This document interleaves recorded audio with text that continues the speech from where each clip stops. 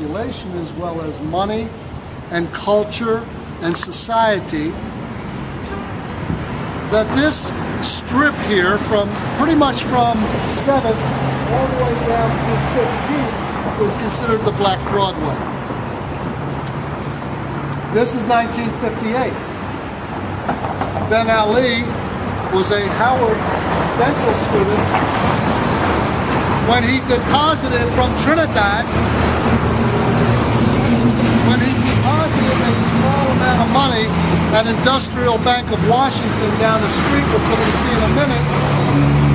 And the woman that he gave his money to stick the money in the bank her name was Virginia.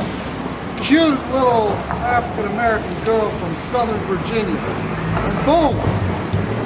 Fell in love with her at that moment. Boy, you know, the stars struck and the sirens went off and the fireworks, and boom! Fell in love with her as soon as he saw it. He kept coming back, giving her a little bit more money, a little bit, sticking it. Every time he'd come back, give her some money, he would see her again, and eventually he got enough guts to say, "Would you like to go have lunch with me sometime?" And of course, the rest is history. They got married, and that was like in 1957. And he had always been critical of American food, and he had always said American food is boring. And he says, what U Street, and U Street is at the heyday. I mean, this place is hopping, right? Jazz clubs and blues and churches and this and that. And this place is really hot. And he says, there's no spice on U Street. There's some spice in the music and in the dress and the fashion, but not in the food. So Benz decides to take $5,000 that he had been saving for college, actually. I think he took his tuition at dental school. I think that's actually what happened. His parents kept sending him a little bit of money from Trinidad so he could pay for tuition.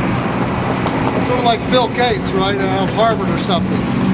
So start plowing your money into something else. He took $5,000 and he opened up. This was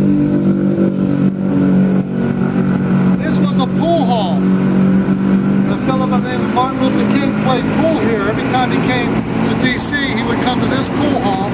That was called the Minnehaha Pool Hall. Minnehaha being the theater. This was a segregated black theater in the 19-teens and 20s, a silent movie theater.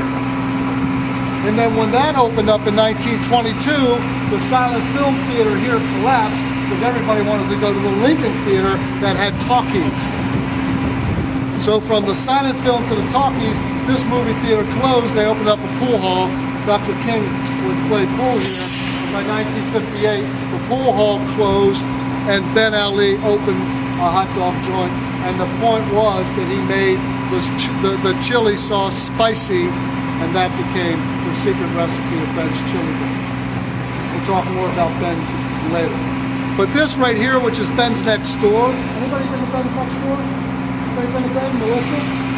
Great little place. This used to be two blues joints and jazz joints. One was called the Jungle Room. It was the Jungle Room in the 1920s and 30s. The Jungle Room actually had playing in there Jelly Roll Morton, who says that he invented rock and roll.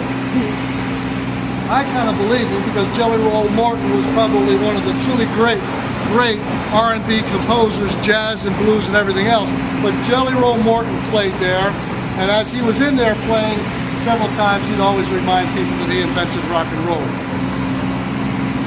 Later on, it became the Casbah. The Casbah between the 1940s and 60s was also a blues place and jazz.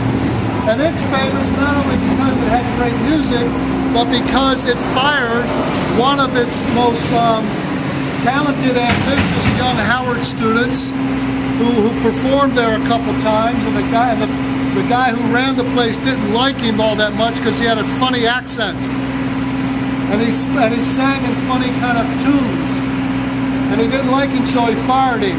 And the guy left Howard University all dejected and went up to New York City, and he eventually became Harry Belafonte.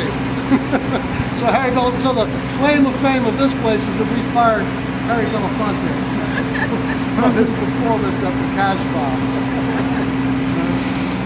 So come down this way with me.